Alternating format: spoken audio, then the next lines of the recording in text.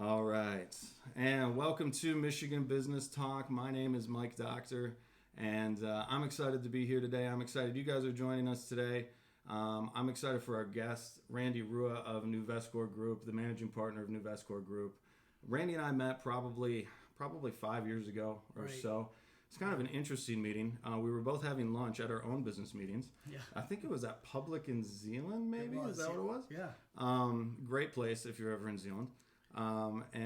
We were finishing up our business meetings, and I was waiting for a check, and I was, I guess, eavesdropping a little bit is what you can say. But he was mentioning about how he wished there was some sort of service that existed out there that happened to be a service at the time that I was working with. So we developed a relationship there, which is how I met him. And man, I'm excited for you to be here. Thank you for coming on the show, man. Yeah, thanks for having me.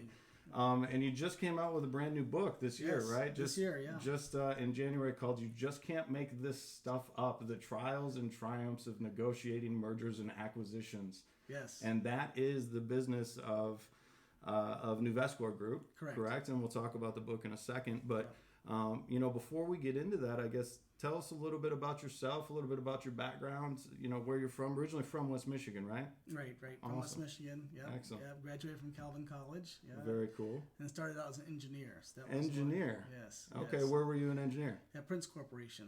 Okay, so Yeah. you are very West Michigan, then, aren't you? Yes, a lot of people went through Prince Corporation for sure. Yeah. Yeah, very Yeah, cool. Actually sold companies to people that were from Prince. So, Really? Yeah. Awesome. So an engineer for Prince Corporation. Yes. And you worked with them for how many years? About 4 years, and then I've always wanted to start a company, so that's where I decided to leave Prince Corporation. I bought up by Johnson Controls first, Yep. and things were changing, so I decided to get my MBA at USC. Decided to leave and study entrepreneurship. So they had an MBA program for entrepreneurs, which was kind of cool. Probably one of the first ones around that time, yeah? Yeah, it was one of the top 3 programs in the state or the country for that. So, Wow. Yeah. Very cool. And Yeah. did you go to California specifically? Did you study inside Yeah, NC? Southern California. Yeah, I lived on a boat when I was there. I couldn't afford rent otherwise. So Really? Okay. I didn't realize that was the discounted way. That seems like that'd be the more fun way to do it. It actually, was a great time, and it was discounted. So it was discounted. That's good. That's Yeah. good. Okay, so USC for entrepreneurship. I guess when you were first going to college for engineering at Calvin, which is a great West Michigan school, great engineering school, they have a Yes. great program. A lot of West Michigan engineers, and West Michigan is a big manufacturing area and has been a big manufacturing area for Right. a long time. So a lot of engineers have gone through Calvin College, come Yes. from Calvin College, had great careers coming into a lot of West Michigan businesses. When you were initially studying that, did you sort of know that you had that drive for entrepreneurship and you kind of had that tingle? yeah, I did because my father owned his own business, Okay. in engineering consulting. So I helped him in his company, and that's why I wanted to be an engineer. But I also wanted to be an entrepreneur. So I felt kind of torn between the two. Mm-hmm. And my father really encouraged me, well, get your engineering degree because you can do anything else from there. So he's Sure. like, if you can do that, you're set. So that's Probably true. what I did. But that pull to be an entrepreneur was really strong. And that's why I eventually kind of went into business school and went after that career. Excellent. So, from what they were teaching you, I mean, obviously the dynamic now in Mhm. entrepreneurship and the dynamic in business yeah. is very different. Yes. But from what they were teaching you there, I guess, so I teach entrepreneurship at Davenport, Oh, cool, right? yeah. And it's a fantastic program, and I enjoy it. But there's obviously certain things that you just can't teach in a classroom setting. Right. But when you first came out of that, and you first started getting into the different world, now when you first came out of that with that degree, did you start your business right away? I did. As part of that program, they Okay. had a competition. So Really? I ended up winning the business plan competition and we got funding for my business. Nice. So that was a fun adventure, but it was in the late 90s. So everyone was doing the .com startups. And Okay. So I had one of those as well. Sure. And so right after the market crashed, my funding got pulled. So I didn't quite get Got off it. the ground. It was kind of one of those exciting times, but very disappointing times when it was kind of like, well, this is all over now. Right. So Yeah. were you back in West Michigan at that point, or were you in the Silicon Valley? Yeah, I was still in world, California, and then yeah. so when that kind of fell apart, I did come back to West Michigan. Mhm. and I was trying to figure out what I wanted to do. And at that, John's Controls said, "Hey, we got a spot for you if you want to come back here." I had job offers other places, so it was okay from a job standpoint. I had lots of options, but I didn't want to go back to a job. I wanted to have my own business. So my father had sold his company by then to his employees, and he was kind of bored. And actually, I came downstairs one day. I was at home at that time, and he was actually on his computer day trading. And I was watching him, and he like lost $30,000 like in half hour. So I was like a lot of people have done in the last 2 weeks here. It's probably. So I'm like, "What are you doing? Are you crazy?" And he's like, "Yeah, I'm just bored. I need to do something." I'm like, "Well, you shouldn't be day trading. Like, obviously, you're not good at it." So we decided to. Well, he just said, "Well, I don't really want to help you start a company," because I tried to get him to say, "Let's go start something together." Yeah. And he's like, "That's way too much work. Sure. I've done it. You've been in the process. He said, "Have you ever thought about buying a business?"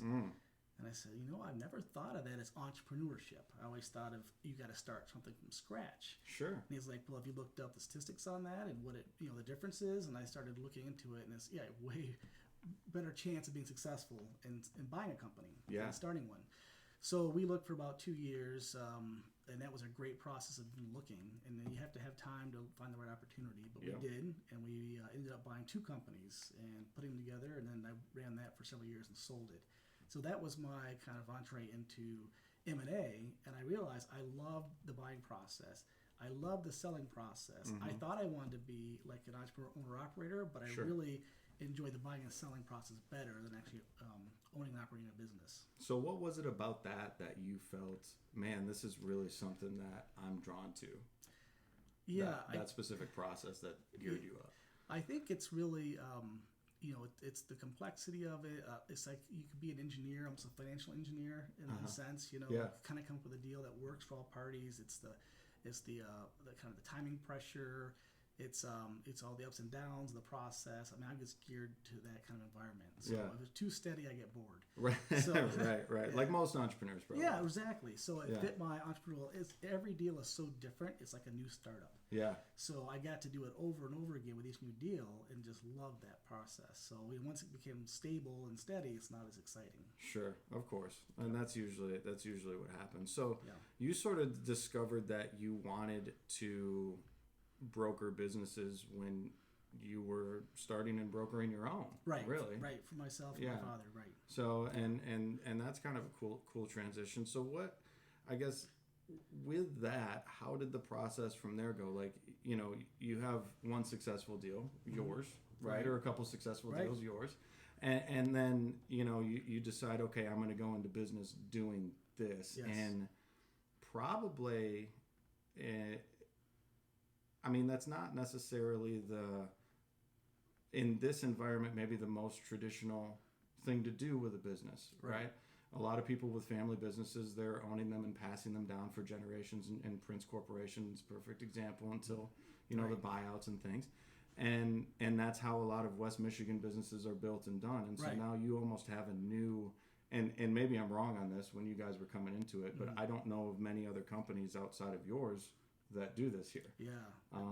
So coming into that, how was that process saying, hey, we have this service that we know is valuable, and now we have to try to convince everybody else it's as valuable as we think it is. Right.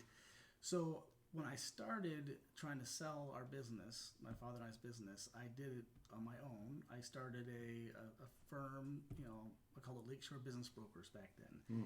And I was attempting to sell the company. What I realized is that if you don't have a good buyer pool, good infrastructure, it takes a long time to kind of build that up. So I actually decided to find a firm to help us sell. And that's how I got into the business, and working for that firm. Okay. I actually ended up working for them while they were trying to sell our business, and ended up being part of that transaction from a broker side, but working with that company. Got it. So that's kind of how I started my career in M&A, is actually working for another firm. Excellent. And so, how long were you with that other firm before you decided that, the next step was for you to step out and start doing this on your own? Yeah, so I was there for about 2 years, and one of the struggles I had with the whole M&A world is that the success rate is pretty horrible. That was really frustrating for me. So, we would have, I think at the time, 20 something projects to work on, and if we could close 20% of that, 30% of that would be good. So if you close 6 deals out of 20, that's a good year. Yeah. And I just really struggled with that. I just didn't understand, how can that be providing a service when you're signing someone up saying, hey, I got a 20% chance of actually being successful with you. Right. The sales pitch is a little rough. Yeah, exactly. Yeah, I just didn't feel comfortable with that. So I actually was going to leave M&A completely, and start another type of a firm that was doing exit planning. Okay. And trying to help people be more successful. But I actually decided to go work for another company. Maybe I thought they were doing it differently, and I would try to experience that. And so, so that was my next business I worked with. And then they actually did things differently. They had a higher success rate, but still a lot of the same challenges with clients that maybe didn't have all the information when they closed.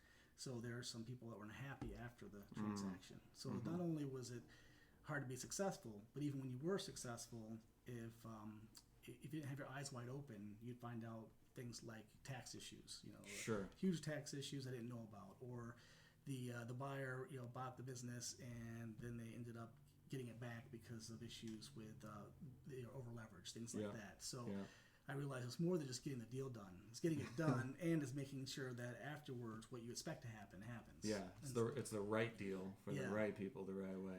Yeah, so that's why I ended up starting my own company for exit planning and valuation work, Rue Associates, and that's kind of how I ended up with that.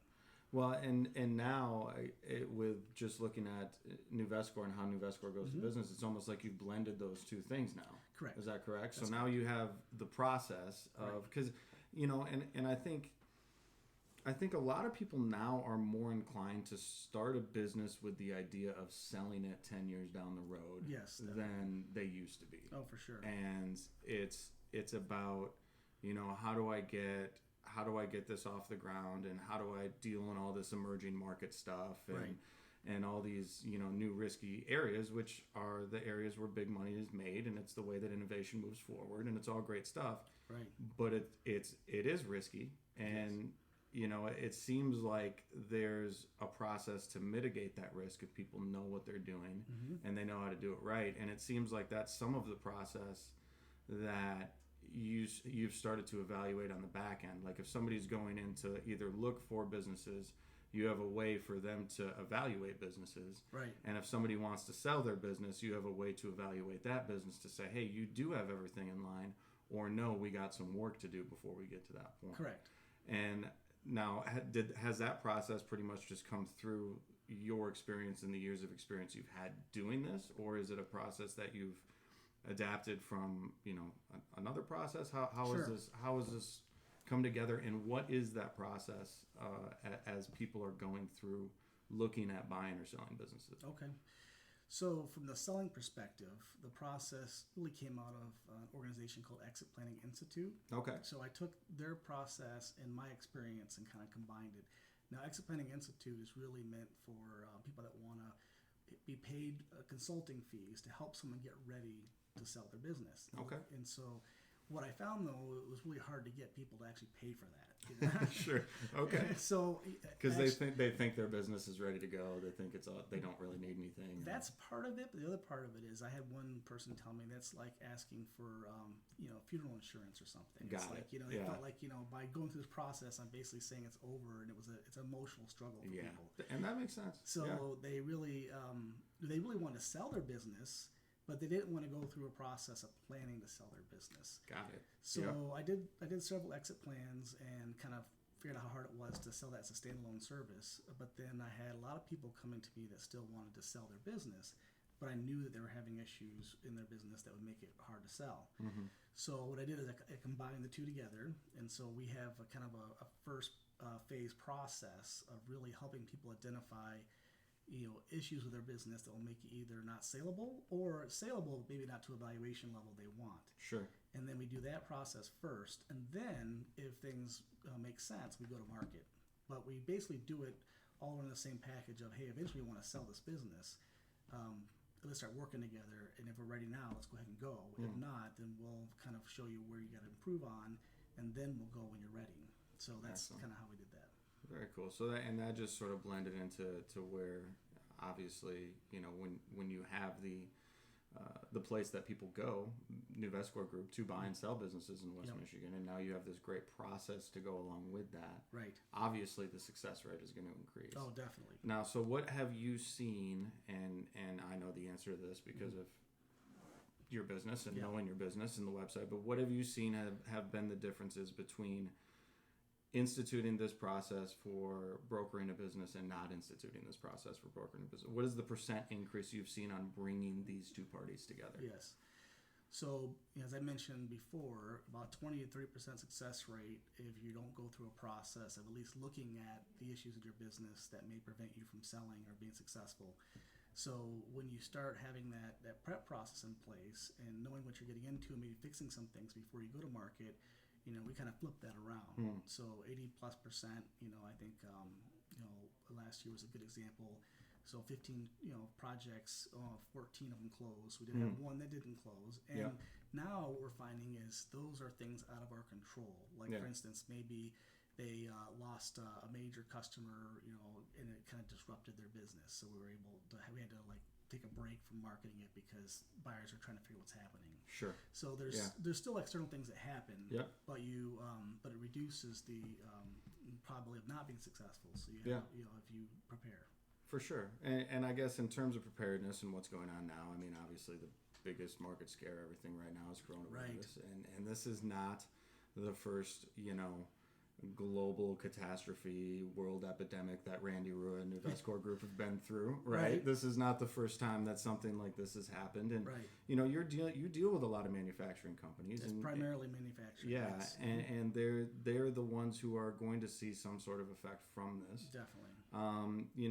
With this or with any other type of unforeseen that comes through, because there's always going to be political unforeseens. Right. There's always going to be, sometimes health concerns, unforeseens like this. There's going to be civil unrest. There's going to be, the Saudis and the Russians arguing over oil. There's always going to be something. Right. Yes. Always something. Always something. What are the things that a business needs to look at? To what do they need to focus on, or the things that maybe they need to focus on to block out the noise and all this nonsense that is really just, it's a short-term effect. Yeah. Right? What are the things that they can do to continue planning long-term for great business succession down the line? So, one of the things that we really focus on, we're looking at a company and trying to analyze, how valuable it is and how saleable it is looking at their systems and looking at, is this a cash flow machine? Sure. Is this a business that the right processes and systems are in place, they're documented, they're repeatable, so that you can basically plug people in and out of it, and people aren't the main equation. And so, or the environment's not the main equation. You're not reliant on anything. Now, the system obviously has to be able to scale. So in bad times, it has to be able to shrink down, and in good times, it has to be able to scale up. Yep. But if you focus on building that system, that machine, then really everything else is truly noise versus maybe you have a great business because we're in a great economy and that's the only reason you have a great business. So that's kind of how we have to look at it is, will this stand the ups and downs because the system will sustain. You mentioned a really interesting thing that I think a lot of people don't think about in terms of business growth, but the idea of scaling down. Yeah. Everybody focuses so much on scaling up and what are the things we need to have in place to scale up, but what are some situations where you've seen a business needs to scale down that is really for the best, and probably in manufacturing you see it more often than not in situations like this, but what are some examples of that, and how can a business approach that the right way, because that's not an easy process. No, it's not. We have a good example of that recently in the transaction we've been working on where they had a customer that was 40% of their business. That's a big chunk of business. Yes, it is. And that was a big risk factor. So the marketplace looked at that and wanted to devalue the company because of that. But the systems the business had was fantastic, and they could scale up and down. Sure. So they ended up losing that big customer. Yeah. So they were forced to kind of size quickly, and they did, and they dropped in EBITDA, they dropped in their cash flow, but it was basically predictable how much they dropped. They managed it well, their margins were maintained.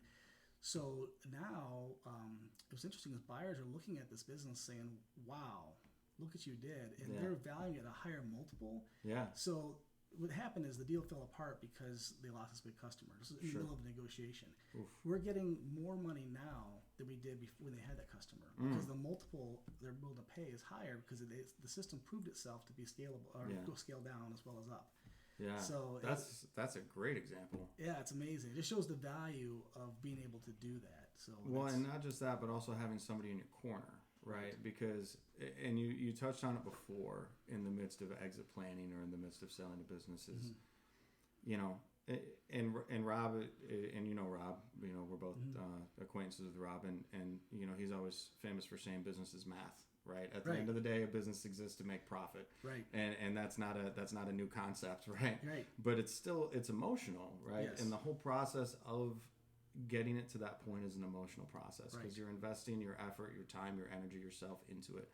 Right. And having someone in your corner, I think, you know, someone like Nuvesco who can have that perspective of, hey, yeah, you know, I know this is falling apart right now, but stay the course. Look at what it is that you're actually doing, right. and look at the successes that you're having, because it's very easy to get bombarded by negative. It is.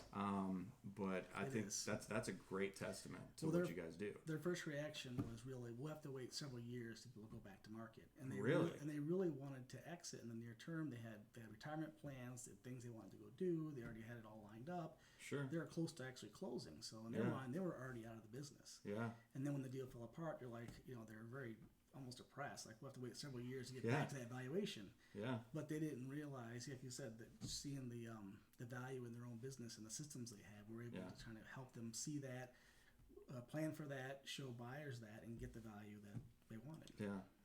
So are you seeing more people now wanting to purchase businesses for a turnkey solution opposed to being an actual manager or operator in it? Are they buying businesses for the systems, or are they buying businesses because they love running manufacturing companies? So before, I would say maybe 10 years ago, most buyers and the smaller sides of manufacturing companies were buying a job. Sure. So there's a craftsman person that was really good at tool and die or stamping or some specialty, and they built a business around that, and they had to find a buyer that had the passion for that and was going to kind of take over their role. Sure. That still happens, obviously, but you know, the valuations are much lower because usually those individuals can't afford to pay as much. Yep. In the market we have today, there's a lot more buyers that are looking for buying these systems, and they're willing to pay a lot of money for them. Absolutely. If you have so I would say there's still opportunities to sell a job out there, and there's buyers for that, but it's just at much lower valuations. Yeah. Well, and I think that there's been some situations, obviously, over the past 5 years where things have been really, really good economically with the market, with everything else, where people are a little cash heavy. Yes. And they're looking to redistribute that and right. save themselves and hedge themselves from a situation like the last 3 weeks. Right.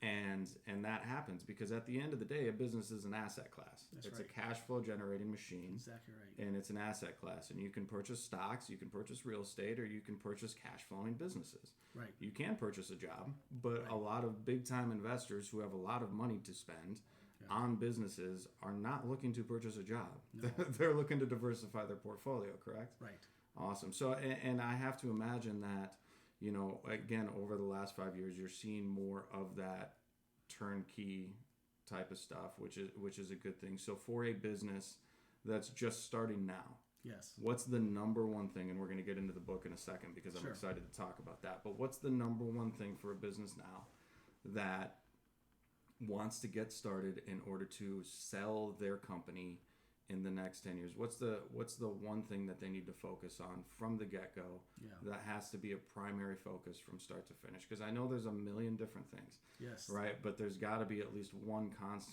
to a few constants that you see that every business has in common that has success in this world. Yeah. You hear people say you should work on your business versus in your business. Yeah. Well, I think if you're starting out, it's pretty hard to just work on your business, right? Yeah. When you're a startup or you have a new business you just purchased even. Yeah. But I would say you have to do both. You really do.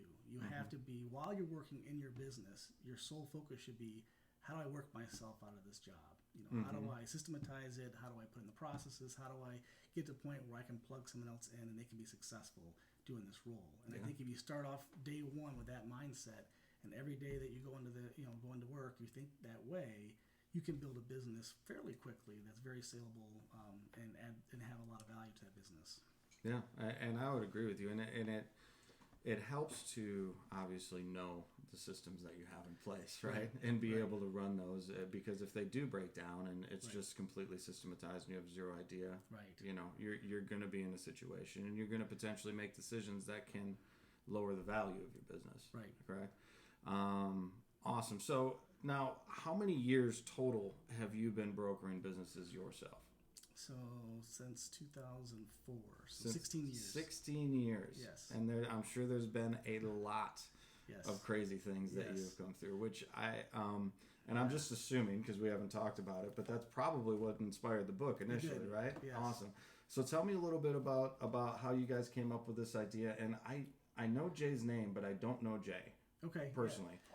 But how do you know Jay, and how did you guys come up with the idea of writing this book? Yeah, and so how'd the process go? And tell us a little bit about it. Sure. So Jay and I, we actually did a transaction together. He was representing the seller, and I was representing the buyer. So that's how we got to know each other through that transaction, through that process, and we realized that we have a lot of common values in how transactions get done, and so we bonded around that.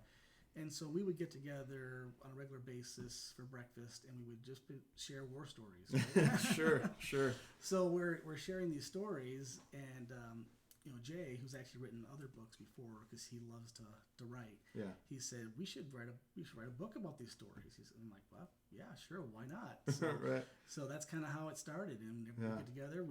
He would basically take down the stories, and we'd talk through everything, and then he was helping write it, and I'd edit it, look it over, and now we have a book on it. Yeah, so, and it's awesome, and there's a lot of cool tips. And I've read the foreword in the first couple chapters. In full disclosure, I haven't read the whole thing yet. Sure. But I have read the first few chapters, and it's a very easy read, which is great. And are you telling similar types of stories throughout the whole book? Is it a similar character that goes through the whole book? Is it different vignettes?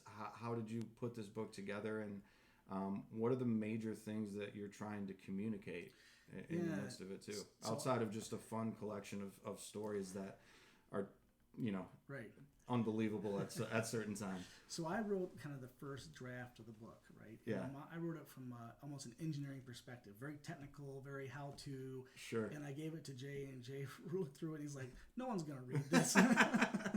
So that was kind of the start, but we used that as a framework. So what we did is basically the way that I wrote the technical book was I took each kind of problem that you run into, or a variety of common issues, common roadblocks to doing deals. Sure. And I kind of outline each one, and technically, what do you do to kind of prepare for that, and how do you? So what he says, let's take each one of these and find a transaction that we did and use it as an example. Yeah. So the book is really a collection of stories, but they cover a variety of issues you might face in doing transactions and how you overcome them. And the whole last part of the book is basically taking the first draft I wrote, condensing it down the technical side. So it is in there. It's at the very end. Yeah, right. People got to get through to get it. Yeah, that's cool. That's awesome. And it's neat how it follows obviously real life events that everybody can relate to. And just the first chapter alone, just talking about the initial succession planning and who it all affects. Right. All the people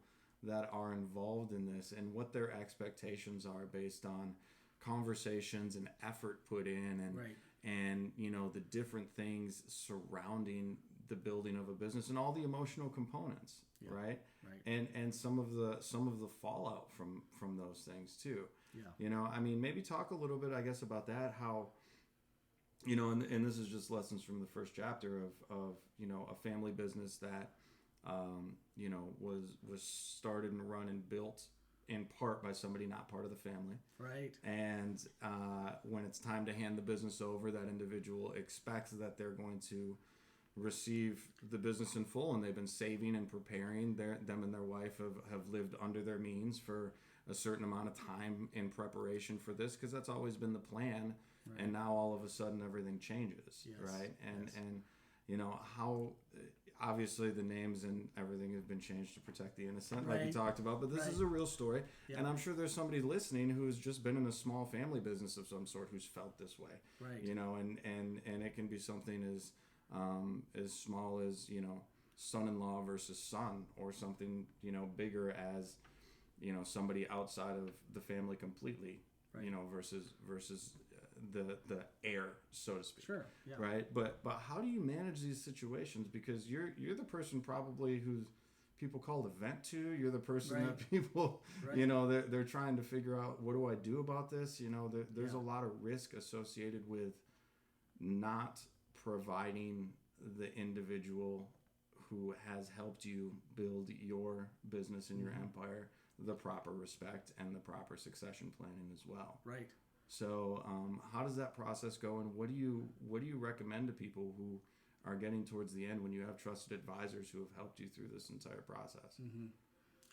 Yeah, you know, the looking at all your alternatives is really important. And Sure. so I really believe, you know, what we do is, even if someone comes to us and has already made up their mind they want to sell to a third party, we always say, well, let's look at your internal people first. Sure. Because, you know, savvy buyers have come to realize that this happens where they buy a business and someone's expecting the people to buy it, a major manager, key employee, right? Yeah. And so that causes all kinds of problems for the transition.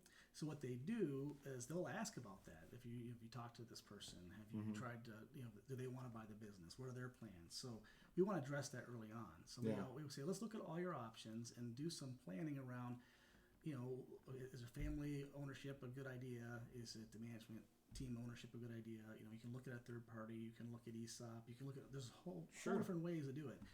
Make sure you really explore all that so that when you do make your final decision on which way to go, you can feel good about that. You don't have the remorse that maybe you made the wrong decision, and you've involved the different people, you know, in that process, so they feel good about the decision. Yeah.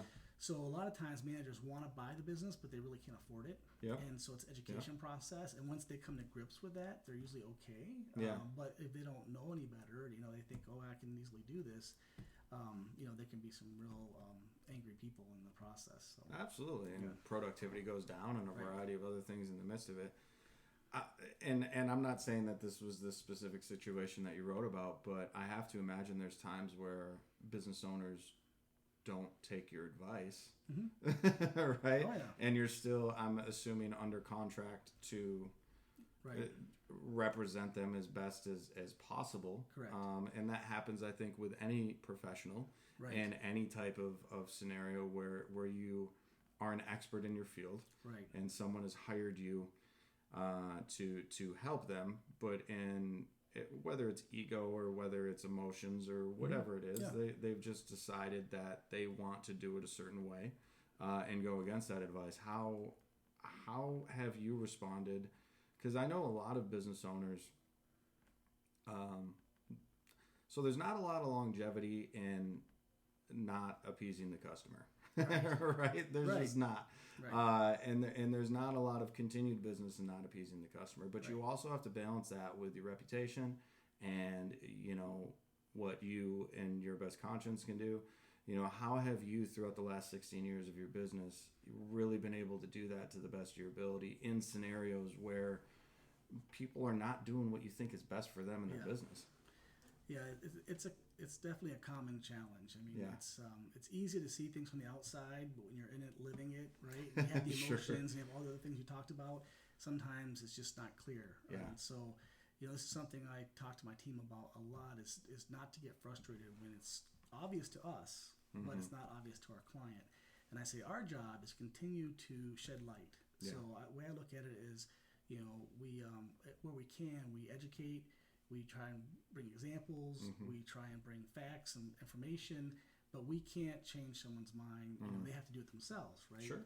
And it just takes time. So you know, so we have to be patient. And so what we do is we continue to work with the client, and where we can, show them you know, areas they can improve on, or ways they may want to change their thinking. And I would say, for the most part, it works. Over time, we've had some clients that have been clients for 8 years. And that sounds crazy. You want to sell your business, and 8 years later you do. Sure. But it took them that long to see things a certain way to be able to really get in a place to be able to be successful with a sale. Right. And so, that hopefully that's not the case all the time, or we'd be out of business, right? Right. Exactly. But we're willing to stick with someone as long as it takes. Well, and that's good because you at the end of the day, basically what you said is there's there's things that you believe to be the right way to go about it, and there's a process that you believe to be the right way to go about it, and based on what the market will bear what the best advice is, and sometimes it does just take time to chip away at the coarse edges and sand that down a little bit, so to speak. And sometimes it takes time to get to the point where they're personally ready. Yeah.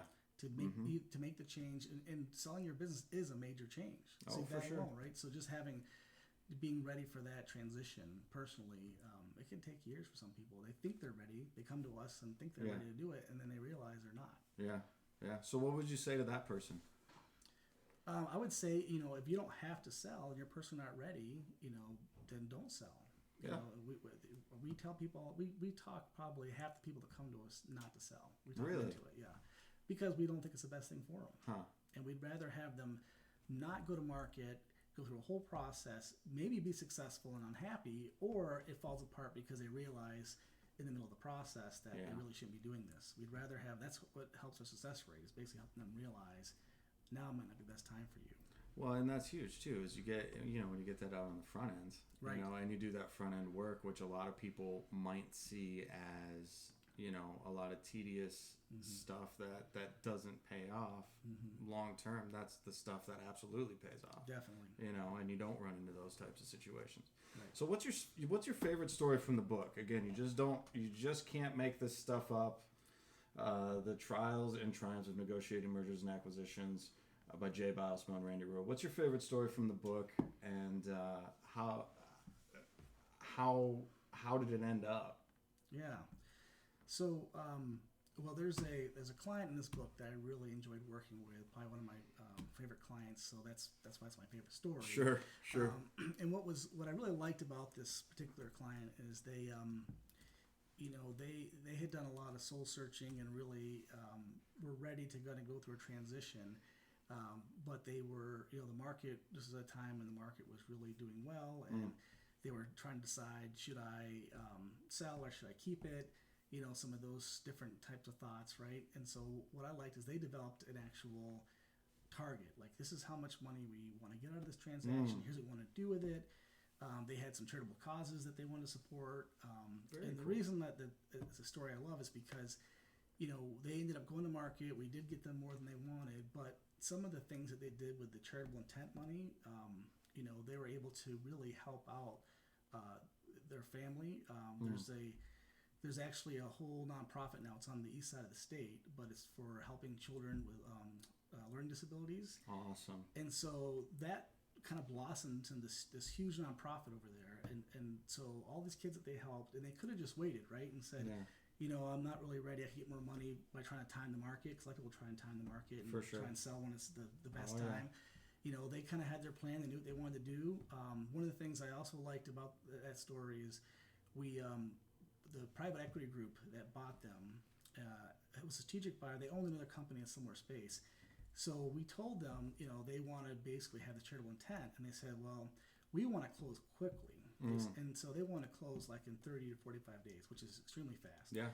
I'm sure in this world too. Normally it's 90 to 120 days, right? Yeah. But they had some objectives they wanted to meet, and it was worth a lot of money to them. So we said, okay, if we can close in this period of time, we can get it done. We want $1 million extra. Really? And they agreed. No way. And so that went towards that charity. That's awesome. And we ended up having our team work like crazy hours. We actually went to the business and doing diligence, and we're, pulling files and copying documents and for the diligence gathering. We gathered all the diligence data in 2 days. Normally it takes weeks. Oh my goodness. So we could close in time. But it was just a fun experience to be able to go through that and actually know that it was going to have an impact on other people's lives through this charity they were supporting. So it was a cool story. That's awesome. Yeah. That's awesome.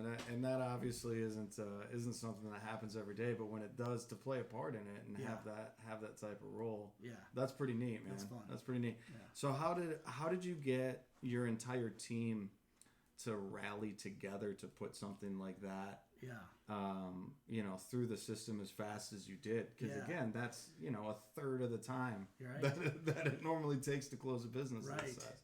Yeah, that's one of the things that's awesome about our team is we truly are a team. Yeah. We know this business, one of the reasons I think success rates are low is because they use independent contractors. So for instance, you want to sell your company, you come to a firm, and then they'll basically assign an independent contractor to work with you. But that's really the only support you get is the independent contractor. So it's one person that you're relying on to do everything. Yeah. Which is also why it takes a long time. Sure. So we do have a faster closing process because all of our people are employees, and we have shared bonuses as a group.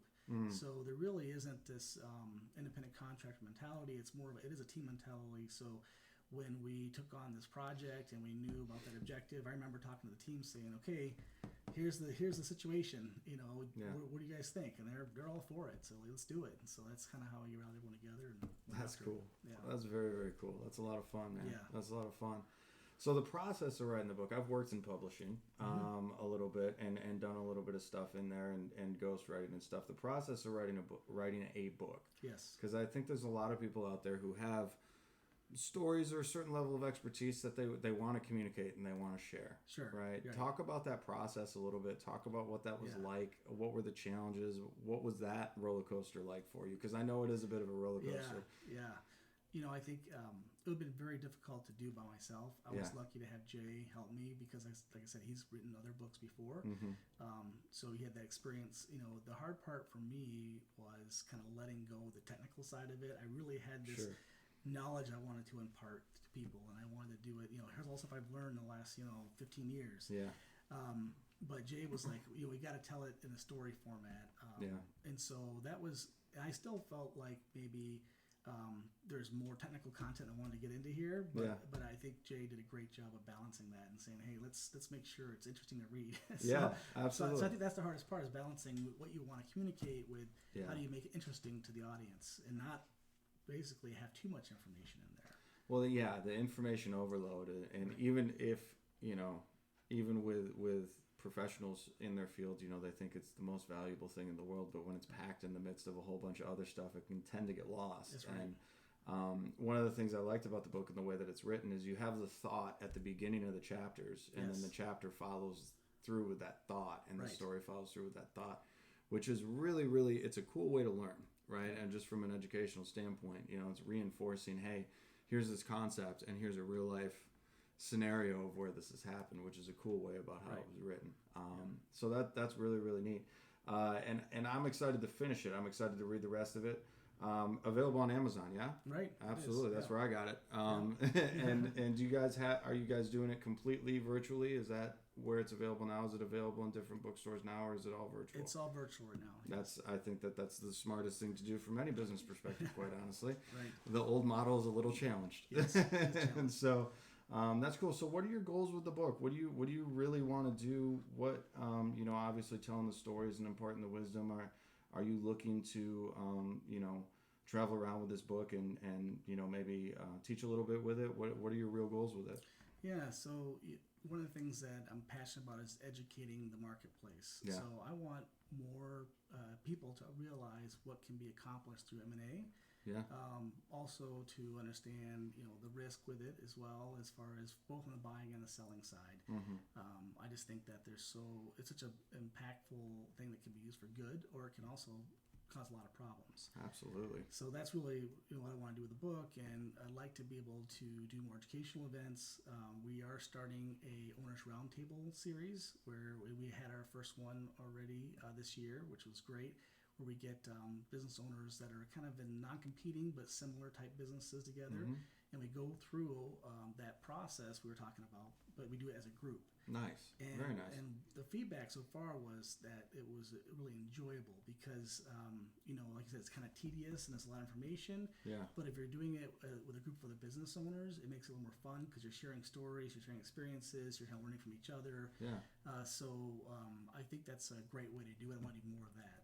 Awesome. That's really cool. So is that a group? Is that an open group? Is that like a test pilot closed group right now? Yeah, that was like our first group was a test group. Test group? Yeah. But it went really, really well. So we're going to open it up to more groups. Nice. And so it'll be, we have to obviously design it from confidentiality standpoint. There has Sure. to be comfort there because you're, Sure. you know, A lot of that's the challenge. protected information. Yeah. And some people aren't comfortable in a group environment with that kind of information, which is fine. We do try and not talk about highly confidential subjects, you know, more concepts in the group. Sure. And then offline, we'll get into the more, you know, confidential areas.